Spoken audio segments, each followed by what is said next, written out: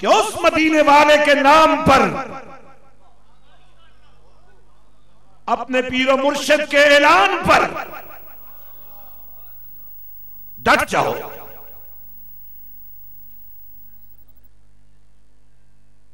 सिर्फ अपने मसलक का डिफेंस नहीं करो, बल्कि जहां जहां या रसूल अल्लाह कहने वाली कोई निस्बत मौजूद है उन सब का तहफ्फुज करो।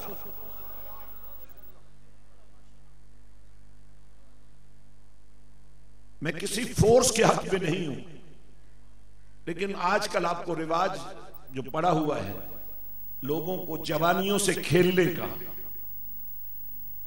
कहीं गिटार बज रहे हैं, कहीं डांस पार्टियां हो रही हैं, लेकिन क्या हमारे अंदर ये जुर्रत नहीं है कि इन जवानियों से लोगों को खेलने देने की बजाय इन जवानियों को रसूल की बारगाह में पेश कर दिया जाए।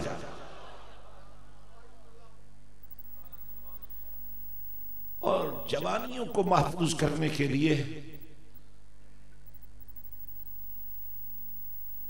इन जवानियों को निगाहे मुस्तफा में कीमती बनाने के लिए अगर हमें एक नौजवान क़यादत के लिए मिल गया है तो मैं ये क्यों सोचूं कि ये मेरा बेटा है या किसका बेटा है, ये मेरा भाई है या किसका भाई है। अरे कमली वाले आका के मिशन का एक सिपाही है।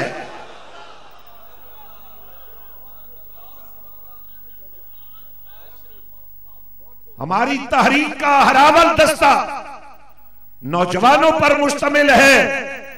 और आज के इस इज्तिमा में मैं साहबजादा हसन हसीबुर रहमान को यह कहना चाहता हूं, आगे बढ़ो, इन जवानियों को मदीने वाले के नाम करवा दो।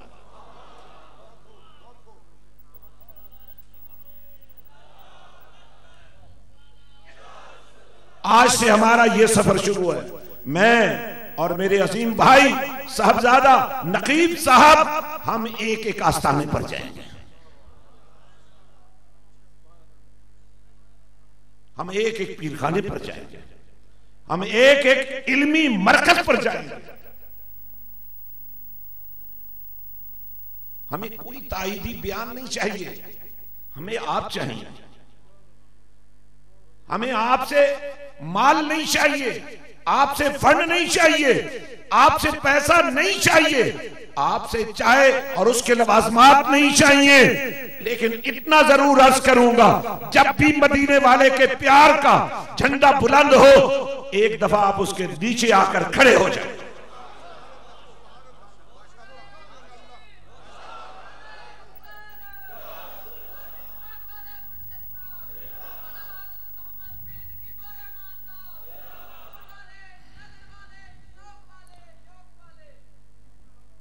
उस मुबारक उस नाराए रिसालत, नाराए रिसालत, नाराए रिसालत, लब्बैक लब्बैक। जनाब पीर साहब उस मुबारक ईदगाह शरीफ में हो, उस मुबारक गोला शरीफ में हो, उस मुबारक मोरा शरीफ में हो, उस मुबारक सुल्तानुल आरफीन के आस्थाने पर हो, उस मुबारक जंगल में मेरे अजीम नौजवान सुल्तान के अजीम शहजादे नदीम सुल्तान की क़ियादत में हो, किसी पीर खाने पर हो, इतना तो जरूर अपने अंदर हौसला होना चाहिए ना कि साहिब उर्स एक दफा अपनी जुबान से कह तो देना उलमा को, मशाइख को आए, फिर प्रोटोकॉल मांगे बगैर मशाइख को, उलमा को, सरअखानों को, शमअ रिसालत के परवानों को जमा हो जाना चाहिए। और हर उर्स जो है वो नामूस रिसालत के तहफ्फुज़ का, खत्म नबूवत के मिशन की तकमील का ऐलान बनता चला। लंगर तो रोज खाते हो, एक साल के लिए लंगरों के चक्कर में पड़ने की बजाय खुद लंगर बन जाओ। काम तुम्हें भी करना पड़ेगा भाई। पहले बड़ा आसान काम था, अब बड़ा काम करना पड़ेगा। पहले एक या दो हाथ चूमते थे, अब बहुत सारे हाथों को चूमना पड़ेगा। लेकिन सच्ची बात तो यह है, पीरी मुरीदी हाथ चूमने का नाम है ही नहीं। पीरी मुरीदी हजरत मुफ्ती साहब ने बड़ी रहनुमाई की। अगर कोई हवा में उड़े, कोई पानी पे चले, नहीं फकीरी जलियां मारना, सुतियां लोग जगावन हो, नहीं फकीरी वांदियां नदियां, सुखियां पार लगावन हो, नहीं फकीरी विच हवा दे मुसल्ले पा ठहरावन हो। नाम फकीर तिन्हां दा बाहो, जेड़े दिल विच यार टिकावन। हजरात,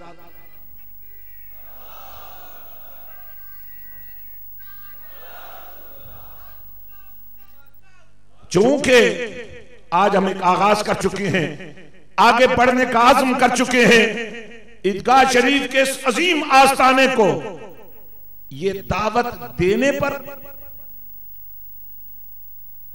कि हम आज से इस आस्ताने से आस्तानों के हुस्न को जमा करने के लिए आज़म करेंगे।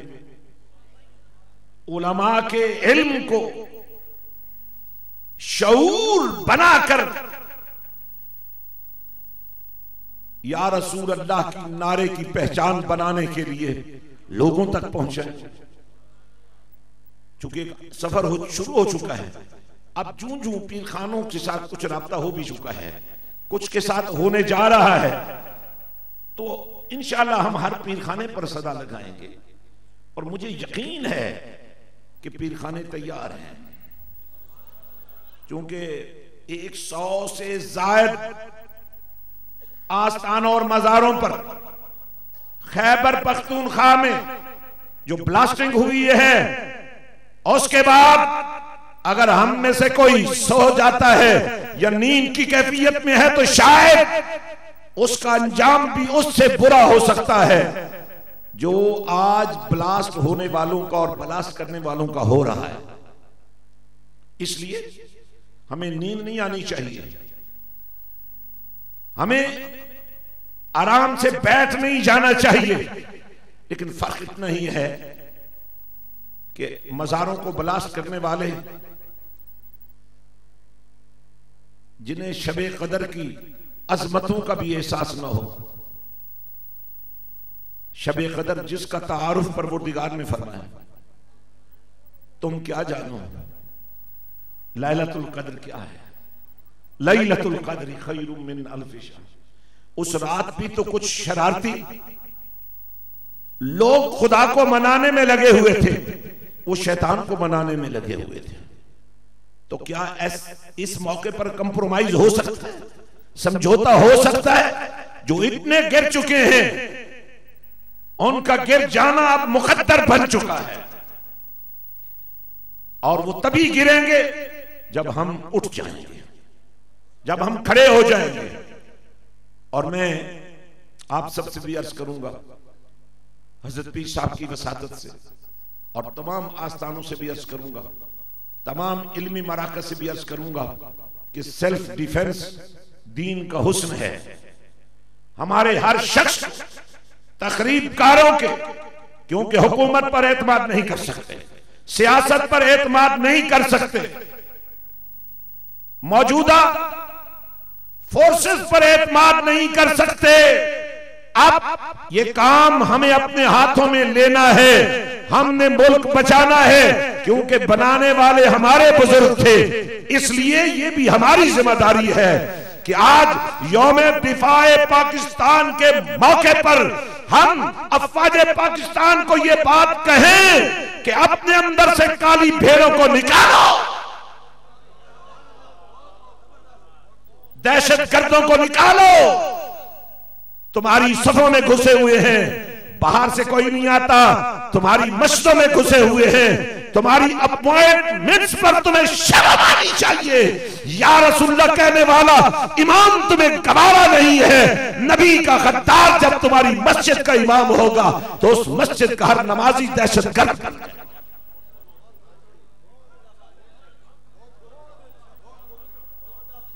हुक्मरानों, मिस्टर रहमान मलिक,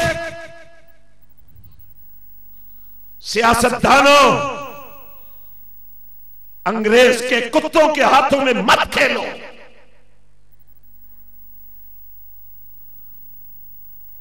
एक महीने के अंदर अमन कायम हो सकता है। ये मस्जिद पाक कर दो इन दहशतगर्दों से। आपकी मस्जिद में जो मिंबर पड़ा है उसका नाम क्या है? मिंबर है, जिनको कहना आता है ऊंची बोले। हर मस्जिद में पड़ा हुआ मिंबर क्या कहलाता है? तो उस मस्जिद के मिंबर पर बैठने वाले को क्या होना चाहिए?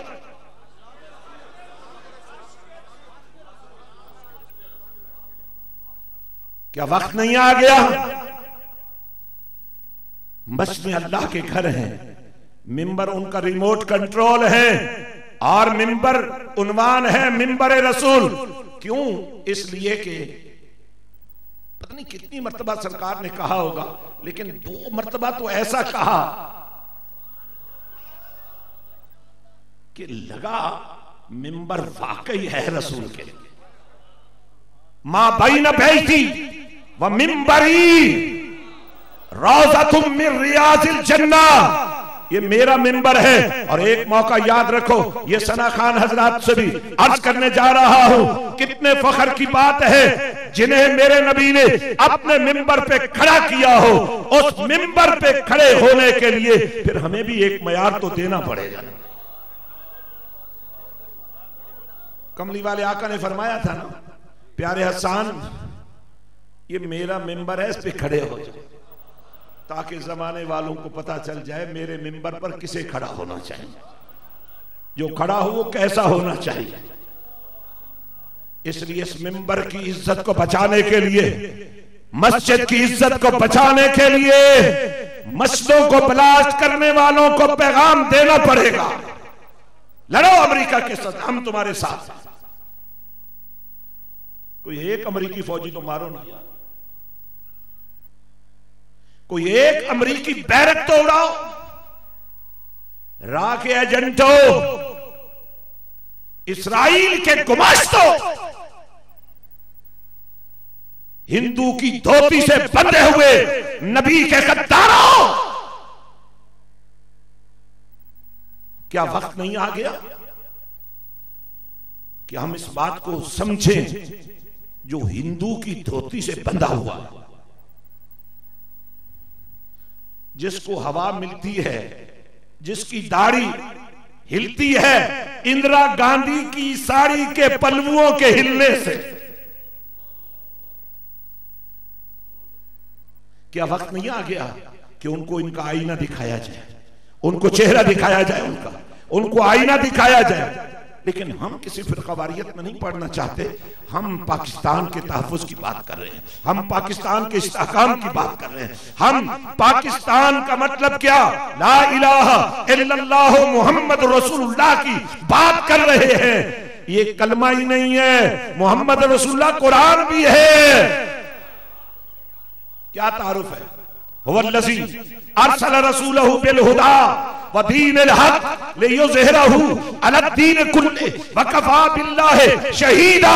मुहम्मदुर रसूलुल्लाह वल्लज़ीना मअहु अशिद्दाउ अलल कुफ़्फ़ारि रुहमाउ बैनहुम तराहुम रुक्कान सुज्जदन यब्तगून फ़ज़लन मिनल्लाहि व रिज़वाना।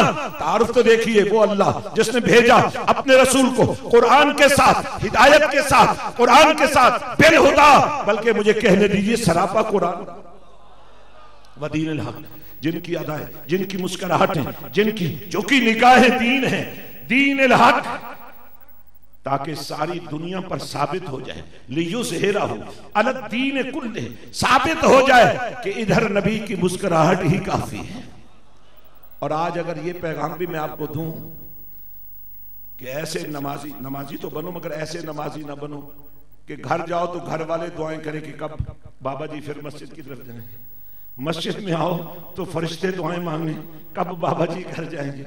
ऐसे नमाजी बनो, घर जाओ तो घर वाले इस्तकबाल करें, मस्जिद आओ तो मस्जिद वाले इस्तकबाल करें। और मैं आपसे अर्ज करने जा रहा हूं आज के इस अजीम उर्स मुबारक के मौके पर सिर्फ आखिरी एक पैगाम देना चाहता हूं, तुम्हारे चेहरे पे मुस्कुराहटें रहनी चाहिए, क्योंकि तुम उस नबी के चाहने वाले हो जिनकी तस्कीर से रोते हुए हंस पड़े। उस तबस्सुम की आदत पे लाखों सलाम। आज से मुस्कुराना शुरू कर दो और ये समझ के मुस्कुराओ कि नबी की बारगाह में आते हुए लोग रोते हुए आते थे और जब जाते थे तो मुस्कुराहटें लेकर जाते थे। तुम्हारे घर में तुम्हारी बीवी तुमसे परेशान है, कभी उसने तुम्हारा मुस्कुराता चेहरा नहीं देखा। तुम्हारे बच्चे तुमसे तंग हैं, तुम्हारे वालिदैन तुमसे परेशान हैं। और आज इस अजीम उर्स मुबारक के मौके पर मैं तुम्हें चैलेंज के साथ ये बात कह रहा हूं, दावे के साथ कह रहा हूं, अगले 7 दिन सिर्फ तुमने मुस्कुराना है, तुम्हारे घर में अपने टूटे हुए रिश्ते भी जुड़ जाए।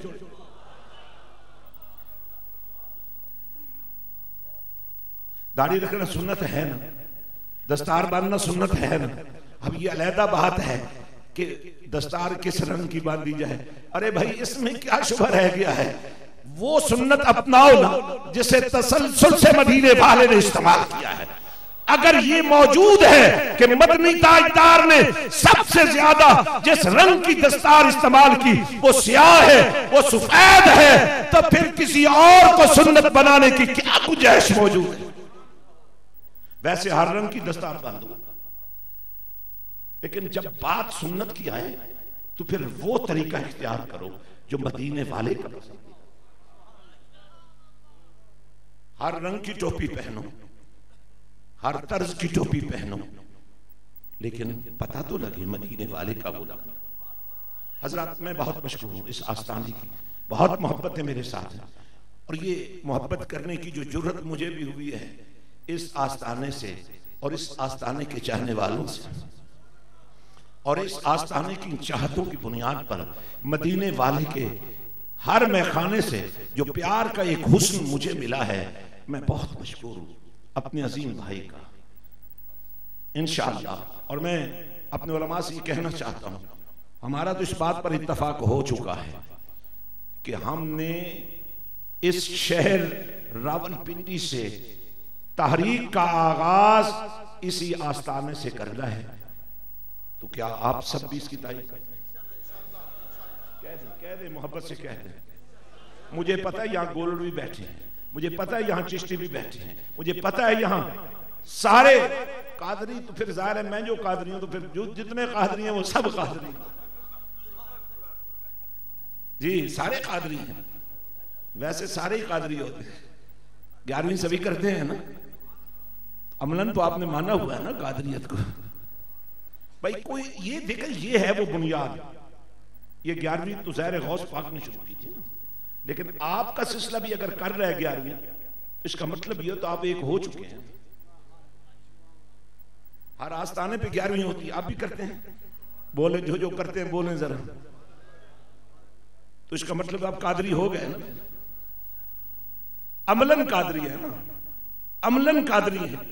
जब 11वीं करते हैं तो अमलन कादरी, क्योंकि इस वक्त 11वीं सिर्फ कादरियत की निशानी नहीं है, कादरियत इश्क रसूल की निशानी। ये 11वीं मिशन रसूल की अबियारी का एक बहुत बड़ा जरिया बन चुका है। हजरत मैं बहुत मशहूर हूं, आप सब इस बारिश में इस मोहब्बत के साथ मौजूद हैं। अपने अल्लाह का मशकूर, उसके प्यारे नबी का मशकूर, और फिर इन बुजुर्गों का मशकूर हूं कि जिन्होंने आपके दिलों में ये जोत लगाई और आज हम एक पेशरफ्त करने के लिए यहां तक पहुंचे। मैं एक मरतबा फिर साहबजादा हसीब को मुबारकबाद देता हूं कि आपकी मासूमियत, आपका बचपना हमें तो गिरफ्तार मोहब्बत कर गया। अब तो आपकी जवानी है, इस जवानी पर बड़ी बड़ी जवानियां कुर्बान हो जाएंगी। हिम्मत कीजिए, हौसला कीजिए, क्योंकि वैसे मैं और नकीब भाई हम दोनों ही आपके साथ चल जाएंगे ना तो सारा काम पूरा हो जाएगा, लेकिन मजा तब आएगा जब हर कोई खाना हमारे साथ खाए। अल्लाह ताला आप सबकी हाजिरी कबूल फरमाए और अल्लाह ताला इस अजीम मकसद में, इस मिशन में हमें बरकत अता फरमाए। मैं एक आखिर छोटी सी अर्ज करना चाहता हूं कि अगला बड़ा पड़ाव हम करेंगे मुहर्रम शरीफ में। इस दौरान छोटे पड़ाव बहुत सारे होंगे, लेकिन सबसे बड़ा पड़ाव हम करेंगे, क्योंकि 4 सदियां पहले जब हजरत सुल्तानुल आरिफीन ने अपने आस्थाने से उर्स इमाम आली मकाम का आगाज किया, तो मैं भी बड़ी अरसे तक ये सोचता रहा कि जलसे होते हैं, कॉन्फ्रेंसें होती हैं, अज़ादारी होती है, मातम होते हैं, आंसू बहते हैं, ये उर्स का क्या मतलब है? उर्स तो उरूस से है ना, जो शादी की खबर होती है, तो ये खुशी का कौन सा मौका है? लेकिन जब शऊर मिला तो मेरे आका हुसैन के कटे हुए सर ने जब नेज़े की अन्नी पे चढ़ के कुरान सुनाना शुरू कर दिया, तो ये शऊर मिल गया कि बाहू ने जो फैसला किया था उर्से हुसैन मनाने का वो गलत नहीं। अब बहुत लोग जाते हैं, बड़े बड़े पीरखाने भी वहां जाते हैं, सब लोग जाते हैं, लेकिन मेरी आपसे सबसे गुजारिश है, हजरत पीर साहब से भी और दीगर तमाम उलमा से भी, इस दफा मेरी दावत पर आप उस खास दिन में आए ताकि मैं भी पकाया पकवान आपके सामने रखूं और मैं आपके सामने एक कारवां पेश करूं, आपको महसूस हो कि सुल्तान फयाजुल हसन ने अपनी जवानी के 35 साल मदीने वाले की गुलामी में जो लगाए हैं, आज वो पौधा कितना बड़ा दरख्त बन चुका है। तो ये इज्तिमा तो पहली मुहर्रम से लेकर 10 मुहर्रम तक होता है, लेकिन 10 मुहर्रम को चूंकि मुख्तलिफ जगहों पर बहुत सारी मसाजिद में, बहुत सारे पीरखानों में खत्मों के प्रोग्राम होते हैं, दुआया प्रोग्राम होते हैं, मजालिस होती हैं, इसलिए मैंने हुजूर सुल्तानुल आरिफीन की इजाजत से 8 मुहर्रम का दिन मरकजी इज्तिमा के लिए रखा है। तो इस दफा 8 मुहर्रम का दिन आप मेरे साथ गुजारिए। वैसे अगर आप 7 मुहर्रम को भी आ जाएंगे तो आपको इंटरटेन किया जाएगा, लेकिन ये दिन गुजारिए, हम मिलकर गुजारें।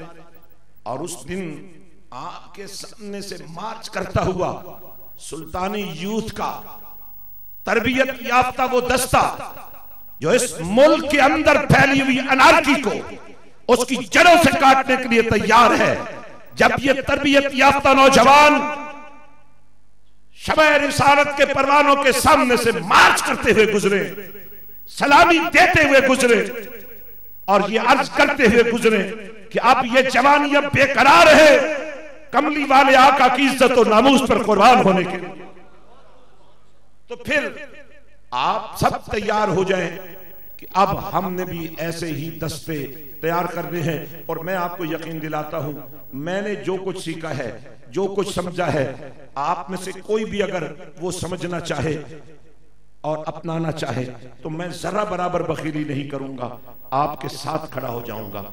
परवरदिगार मेरी और आपकी हाजिरी मंजूर और मकबूल फरमाए। व आखिरु दावाना अनिल हम्दुलिल्लाहि रब्बिल आलमीन।